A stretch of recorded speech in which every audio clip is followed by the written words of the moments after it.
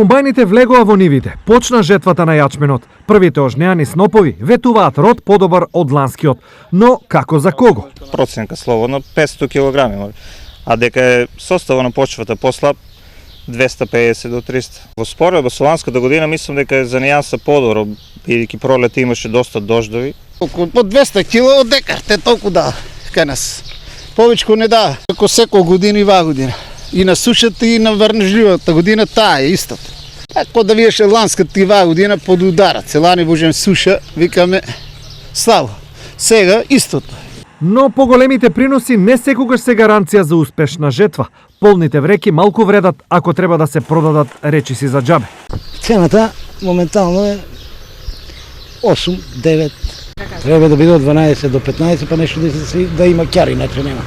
Ова е вака зашто пред жетвата јачменовите полиња на земјоделците им вадат од џебот многу пари. Многу се, бидејќи нафта,орање, редосеалка да плати човек.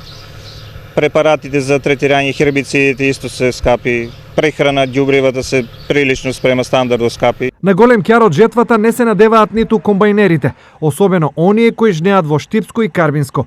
Овде, тврдат, во последните 20 години декар жнеат за 400 денари, додека цената во другите општини веќе е и по 600. Не е кој знае колку заработката, ама што да правиме, мора да се работи, значи нешто друга работа немаме. Чекаме од ово, значи колку можеме толку ќе тераме, значи сега ако немаме дефеци,